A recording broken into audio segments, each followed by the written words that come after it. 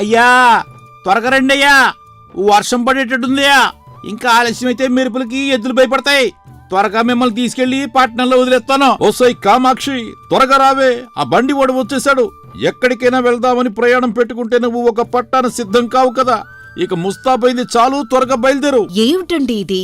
నేనింకా పూర్తిగా సిద్ధం కాకముందే ఆ బండివాణ్ణి ఎందుకు పిలిచారు? మీకెందుకంత తొందర? కొంచెం ఆగండి. అయినా ఇప్పుడంత అకస్మాత్తుగా పట్టణానికి ప్రయాణం ఎందుకు పెట్టినట్టో?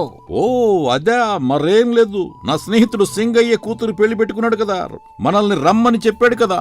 అవునవును, కానీ దానికి పట్నం వెళ్లడం ఎందుకు? వాళ్ళుండేది మన ఊళ్ళోనే కదా.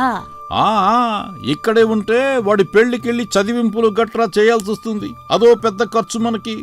దానికన్నా మనం ఆ పెళ్లి రోజున ఇక్కడ ఉండకుండా ఊరెళ్ళిపోయి అదే డబ్బులతో అక్కడ మనం ఏదైనా కొనుక్కున్నామనుకో, ఆ డబ్బులు మనకే మిగులుతాయని ఆ పెళ్లి నుండి తప్పించుకోవడానికి ఈ ఆకస్మిక ప్రయాణం.